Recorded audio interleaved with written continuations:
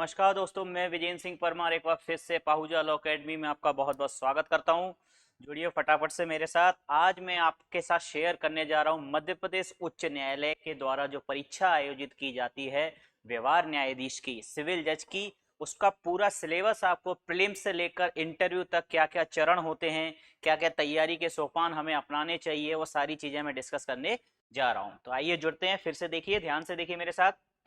आप देख पा रहे होंगे परीक्षा योजना, टोटल प्लानिंग आपको यहाँ पे, ये मैंने प्लान जो है रिसेंटली जो एग्जाम कंडक्ट हुआ है बाय एमपी हाई कोर्ट, उसमें जो नोटिफिकेशन आया था वहां से मैंने इसको ये पीडीएफ फाइल उठाई है। तो रिसेंट अपडेटेड सिलेबस है ये, तो ध्यान से देखिएगा। ये जैसा कि आप ये बेसिक चीजें आप सभी जानती हैं कि ये 3 चरणों में होता है। सिविल जज का एग्जाम जो है, फिर चाहे वो किसी भी स्टेट का हो, 3 चरणों में होता है। प्रारंभिक परीक्षा, मुख्य परीक्षा, उसके बाद आपका साक्षात्कार या इंटरव्यू होता है। तो एमपी में अगर हम बात करें तो आप देखिए ये योजना है। सबसे पहले ऑनलाइन प्रारंभिक परीक्षा होती है। मध्य प्रदेश उच्च न्यायालय में के द्वारा जो एग्जाम कंडक्ट कराया जाता है वो परीक्षा ऑनलाइन मोड में होती है, प्रारंभिक परीक्षा। काफी स्टेट्स हैं जहां पर ये अभी भी ऑफलाइन मोड में, यानी कि जो ओएमआर सीट होती है उस तरीके से होती है, लेकिन एमपी में ये जो है अभी भी ऑनलाइन तरीके से ही होती है।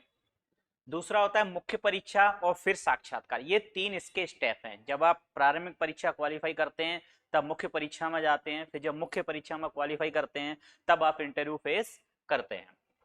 अब डिटेल डिस्कशन इस पे हम करेंगे, ध्यान से देखिए। देखिए ये कह रहा है प्रथम चरण में ऑनलाइन प्रारंभिक परीक्षा आयोजित की जाएगी, जो कि केवल उपयुक्तता परीक्षा, ये सिर्फ एक स्क्रीनिंग टेस्ट होता है। प्रारंभिक परीक्षा में प्राप्त अंकों को अगले किसी भी चरणों में जोड़ा नहीं जाता है। ये सिर्फ एक क्वालिफाइंग एग्जाम है, इससे मेरिट नहीं बनेगी। ये आपको क्वालिफाई करना पड़ेगा मेंस तक पहुंचने के लिए, लेकिन इससे मेरिट नहीं बनती है। मेरिट बनती है मेंस का जो आपका रिजल्ट है, जो मार्क्स हैं, और आपने इंटरव्यू में जो मार्क्स ऑब्टेन किए हैं, दोनों को मिला के मेरिट बनती है। ठीक है, ये सारी चीजें हमारे काम की नहीं है। ठीक है, ये आपका टाइम वगैरह दिया हुआ है। अब हम इसका सिलेबस थोड़ा सा देखेंगे। देखिए जी, अब यहाँ से देखिएगा, एक एक सब्जेक्ट के मार्क्स और number of questions already decided होते हैं कि किस सब्जेक्ट से कितने क्वेश्चंस आएंगे, कितने मार्क्स रहेंगे, वो आप देखिए ध्यान से। देखिए भारत का संविधान से 5 क्वेश्चन रहेंगे प्रीलिम्स में। टोटल जो अंक रहेंगे 5, जितने अंक हैं उतने ही प्रश्न हैं, बराबर। ये बार बार मैं रिपीट नहीं करूंगा। सिविल प्रक्रिया संहिता सीपीसी से 20 अंक, 20 क्वेश्चन। ठीक है, भारतीय संविदा अधिनियम आपका हो गया 8, टीपीए 7 हो गया, एसआरए विनिर्देश संतोष अधिनियम 6 नंबर का आता है, 6 क्वेश्चन ही रहते हैं। परिसीमा अधिनियम लिमिटेशन एक्ट 4 नंबर हो गया। एमपी अकोमोडेशन 5 नंबर हो गया। मध्य प्रदेश भू संहिता भी 5 नंबर का ही आता है। भारतीय साक्ष्य अधिनियम का वेटेज आप देख पा रहे हैं, ये 3 सब्जेक्ट जो है उनका वेटेज आप देख रहे हैं। 15-15 क्वेश्चन यहाँ से आपको मिलते हैं। कौन से सब्जेक्ट है ये? भारतीय साक्ष्य अधिनियम एविडेंस एक्ट 15 नंबर मिलते हैं इसमें आपको। भारतीय दंड संहिता 15 क्वेश्चन 15 नंबर, और सीआरपीसी दंड प्रक्रिया संहिता 15 क्वेश्चन 15 नंबर। आगे चलते हैं। परिक्रम में लिखित अधिनियम नेगोशिएबल इंस्ट्रूमेंट एक्ट, ये 5 क्वेश्चन आएंगे और 5 ही नंबर के रहेंगे। अब इसके बाद में आप देख रहे होंगे, आप में से काफी लोग जानते होंगे, इस बार काफी बड़ा अमेंडमेंट किया है, बहुत सारी चीजें इस बार चेंज की गई, और कुछ लोगों के लिए दुखद भी रही कि काफी लोग उस रूल की वजह से बाहर हो गए। 70% आपको एलएलबी में लाना मैंडेटरी था, या फिर आपने 3 इयर्स की प्रैक्टिस की हो, उस रूल की वजह से काफी लोग बाहर हो गए, एग्जाम नहीं दे पाए। उसी के परिप्रेक्ष्य में इसमें प्रारंभिक परीक्षा में अगर बात करें तो अभी तक 12 सब्जेक्ट हुआ करते थे लॉ के, लेकिन इस साल से ये 3 सब्जेक्ट और नए ऐड कर दिए गए हैं। लेकिन आपके लिए अच्छी बात ये है, खुशखबरी ये है कि ये जो 3 सब्जेक्ट ऐड किए हैं ये सिर्फ पीटी में, प्रीलिमिनरी टेस्ट में, यानी प्रारंभिक परीक्षा में ही पूछे जाते हैं, मेंस में ये नहीं पूछे जाते। कौन कौन से सब्जेक्ट हैं? आईटी एक्ट, सूचना प्रौद्योगिकी अधिनियम यानी इंफॉर्मेशन टेक्नोलॉजी एक्ट 2000। फिर है आपका किशोर न्याय बालकों की देखरेख और संरक्षण अधिनियम 2015, जिसे हम जेजे एक्ट के नाम से भी जानते हैं, juvenile justice care and protection act. अगला है लैंगिक अपराधों से बालकों का संरक्षण अधिनियम, जिसे हम पॉक्सो के नाम से भी जानते हैं। ये 3 नंबर का, तो इनके मार्क्स 4 नंबर का हो गया, 3 का हो गया, 3 का हो गया, आपको दिख पा रहा होगा। इसके अलावा जो हमारा जो वेटेज है 30 नंबर का, यानी कि 150 नंबर का जो टोटल क्वेश्चन प्रीलिम्स में होता है, उसमें से 120 नंबर तो आपके सिर्फ लॉ के ही हैं। उसके अलावा बहुत छोटा सा पार्ट है जो हमको लॉ के अलावा पढ़ना पड़ता है। 10 नंबर का सामान्य ज्ञान, जनरल नॉलेज। पहले ये 20 नंबर का हुआ करता था, लेकिन इस बार से इसको और वेटेज कम कर दिया, लॉ का वेटेज बढ़ा दिया, अब ये सिर्फ 10 नंबर का आता है। उसके बाद बात करें कंप्यूटर की, तो कंप्यूटर 10 नंबर का है, और अंग्रेजी ज्ञान भी आपका 10 नंबर का है, इंग्लिश नॉलेज इसमें पूछी जाती है। तो आप ये कह सकते हैं यदि आप प्रीलिम्स सॉरी लॉ में अगर आप बहुत अच्छे हैं, लॉ में यदि आप 110 प्लस अगर आप मार्क कर रहे हैं, तो ये वाला पोर्शन आपको बहुत ज्यादा परेशान करता नहीं है, ये इजिली प्रिपेयर की जा सकती है इसकी। ठीक है, चलिए अब आगे देखते हैं। ये सब बेसिक सी चीजें आप सभी जानते हैं। ऑनलाइन प्रारंभिक परीक्षा होगी, 150 नंबर के एमसीक्यूज टाइप के क्वेश्चंस होते हैं, 4 ऑप्शंस होते हैं, एक सिलेक्ट करना होता है। 120 मिनट, यानी कि इसमें आपको 2 घंटे का समय इन 150 क्वेश्चन को सॉल्व करने के लिए मिलता है। चलिए, लैंग्वेज पेपर हिंदी इंग्लिश दोनों में ही आता है, इसमें कोई बहुत बड़ा, ये तो नॉर्मल सी चीज है। चलिए और आगे देखते हैं। ठीक है, ये तो प्रोसेस दी है, ये हमारे अभी काम की नहीं है।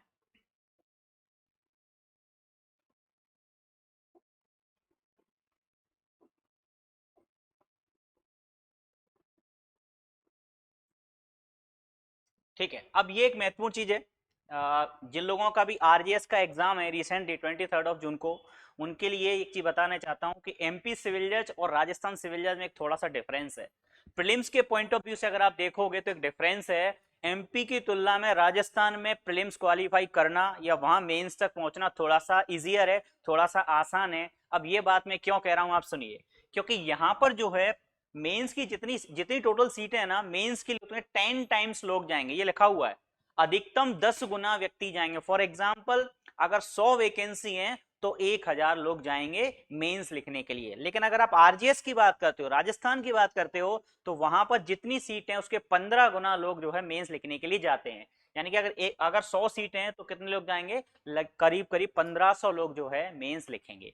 तो वेटेज बढ़ जाता है, number of students prelims qualify करने वाले हैं उनकी संख्या बढ़ जाती है। तो आपके लिए खुशखबरी है जो रिसेंटली जो राजस्थान देने जा रहे हैं। ठीक है, चलिए ये कुछ मिनिमम क्राइटेरिया उन्होंने फिक्स करके रखा है कि भैया आप अगर सामान्य वर्ग के हैं या पिछड़ा वर्ग के, यानी कि जनरल और ओबीसी से बिलोंग करते हैं, तो मिनिमम 60% तो आपको लाने ही पड़ेंगे, यानी कि 150 में से 90 नंबर तो आपको चाहिए ही है।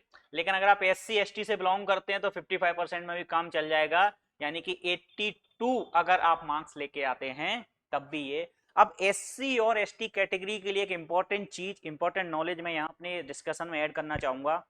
पिछले कई सालों से ऐसा हो रहा है एमपी में, आप देखेंगे तो खास करके एसटी कैटेगरी की, शेड्यूल ट्राइब की जो वैकेंसी है वेकेंट चली आ रही है। आपने कॉन्स्टिट्यूशन में पढ़ा होगा आर्टिकल 16 में कैरी फॉरवर्ड का एक रूल होता है, बैकलॉग की जो वैकेंसी है आगे कैरी फॉरवर्ड कर दी जाती है। तो कैरी फॉरवर्ड ये होती चली आ रही है। अब इसका रीजन क्या है, क्यों हर बार एससी की एसटी कैटेगरी की जो वैकेंसी है फुलफिल क्यों नहीं हो पाती हैं? तो उसका रीजन ये है कि मिनिमम 82 नंबर भी जो मिनिमम रिक्वायरमेंट है, जितने स्टूडेंट्स हमें चाहिए है उतने स्टूडेंट भी मिनिमम नंबर भी नहीं ला पा रहे हैं। तो एसटी कैटेगरी के स्टूडेंट्स अगर थोड़ा सा सीरियस अगर पढ़ेंगे तो बहुत अच्छी अपॉर्चुनिटी है, ढेर सारी सीटें अभी खाली पड़ी हुई हैं। नेक्स्ट वैकेंसी में आपके लिए गोल्डन अपॉर्चुनिटी हो सकती है, तो यहां से आप इसको थोड़ा सा सीरियस ले सकते हैं। मुख्य परीक्षा की योजना पे बात करेंगे। अब जैसा कि इसका नाम है मुख्य परीक्षा, ये वास्तव में मुख्य ही होता है। प्रीलिम्स तो बस क्वालिफाइंग है, उससे तो जस्ट आप एलिजिबल हो जाते हैं मेंस में बैठने के लिए। सिलेक्शन जो आपका करवाती है वो मेन एग्जाम प्लस इंटरव्यू दोनों को मिला के मेरिट फाइनली बनती है, जिसको ध्यान से देखेंगे।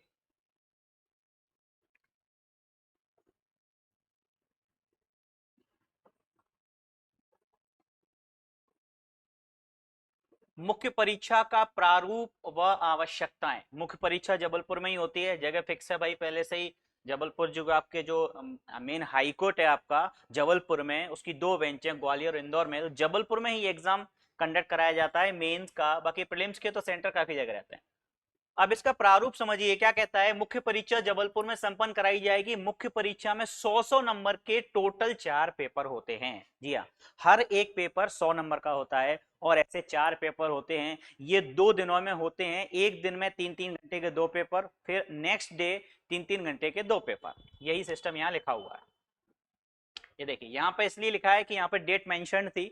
इस बार कब होगा पहले से मेंशन कर दिया था उन्होंने नोटिफिकेशन में ही। तो पहला जो पेपर होता है आपका वो किसका होता है, जिसको हम सिविल का पेपर बोलते हैं। इसमें आपका संविधान आता है, सिविल लॉज आते हैं और प्रोसीजरल लॉ इसमें पहले पेपर में आते हैं। 9:30 to 12:30 आपका ये पहला ही पेपर हो जाता है। उसके बाद सेम डे आपका सेकंड पेपर होगा जिसमें लेखन संक्षेपण, इसमें क्या होता है, समराइजेशन होता है, आर्टिकल राइटिंग होता है और ट्रांसलेशन राइटिंग होता है। ये 3 चीजें आती हैं सेकंड पेपर में। उसके बाद तीसरा जो पेपर होता है ये भी local laws, criminal laws and procedural law, इसमें तीनों आते हैं। इसमें क्वेश्चन आंसर फॉर्मेट रहता है। करीब 20 से 21 क्वेश्चन आते हैं जो आपको 3 घंटे में लिखने पड़ते हैं। चलिए फोर्थ क्वेश्चन सबसे ज्यादा इंपॉर्टेंट, सबसे ज्यादा स्टूडेंट को परेशान करने वाला, लेकिन सबसे ज्यादा सिलेक्शन करने वाला या सबसे ज्यादा आपके मार्क को स्कोर करने वाला जो पेपर होता है वो होता है जजमेंट राइटिंग, निर्णय लेखन। ठीक है, अब देखिए इस बार क्या हुआ है, जैसा कि आप में से काफी लोगों ने देखा भी होगा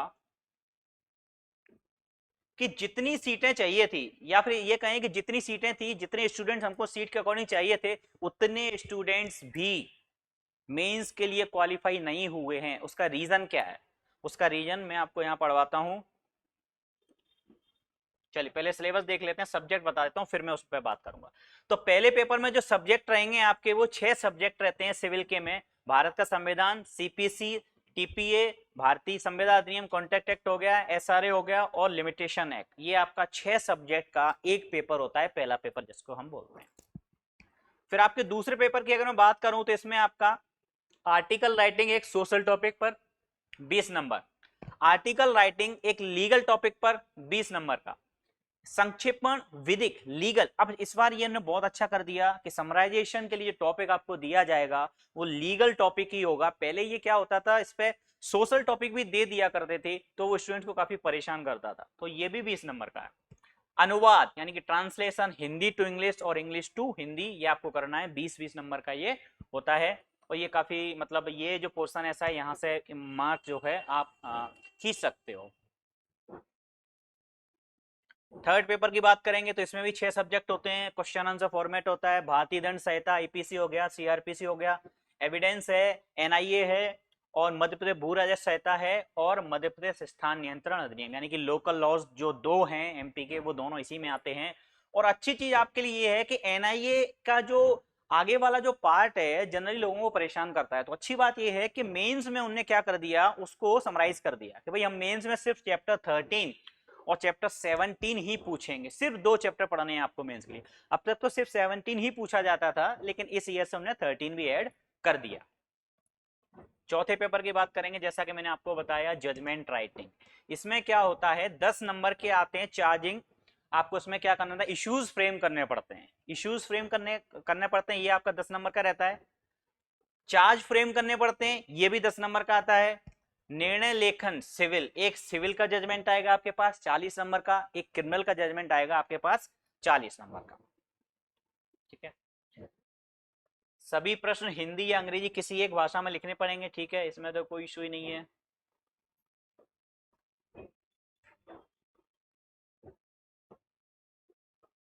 कोई भी चीज मेंस जब आप आंसर राइटिंग करते हैं तो कभी वहां पे अपना नाम नहीं लिखना है, ये स्पेशली नोटिफाई किया जाता है। अगर आप लिखते हैं तो आपकी कॉपी रिजेक्ट हो जाती है और आपकी कॉपी, ये देखिए ये वो चीज है जिसकी वजह से इस बार सीटें खाली, मतलब मेंस में भी खाली रह गई। और मैं डैम श्योर हूं कि वो मेंस फाइनल सिलेक्शन जब भी आएगा तो पूरी जितनी सीटें हैं वो फुल नहीं होंगी और सीटें बैकलॉग में जाएंगी और नेक्स्ट ईयर फिर वो एड ऑन होके फिर से अनाउंस की जाएंगी। क्या कारण है, देखिए मुख्य परीक्षा में अनारक्षित वर्ग एवं अन्य पिछड़ा वर्ग के अभ्यर्थियों को प्रत्येक प्रश्न में न्यूनतम 50%, यानी कि चारों पेपरों में आपको कम से कम आपको जो है 50% मार्क्स लेके आना है इक्वली। कैसे, देखिए फॉर एग्जांपल मान लेते हैं आपके 1 2 3 4 पेपर हैं। वैसे ऐसा पॉसिबल नहीं, मान लेते हैं फॉर एग्जांपल अगर यहाँ पे आपके 100 आउट ऑफ 100 भी अगर आप लेके आ गए और यहाँ फोर्थ पेपर में आपके रह गए जी, फोर्थ पेपर में आपके रह गए 49, आप बाहर हैं, आप जो है रेस से बाहर हैं, या इवन 40, कई बार तो ऐसा रहता है 49.5, आधे नंबर से स्टूडेंट्स फाइनल सिलेक्शन से चुके हैं। तो ये क्राइटेरिया है जिसकी वजह से इस बार ये सीटें वेकेंट रह गई हैं। तो हमें ये चीज माइंड में रख के चलना पड़ेगा, इक्वली चारों पेपरों पे ध्यान देना चाहिए। जब भी आप प्रिपरेशन कर रहे हैं, स्टार्ट कर रहे हैं या प्री के बाद दे रहे हैं, तो आपको इस पर फोकस बराबर से करना पड़ेगा। चलिए,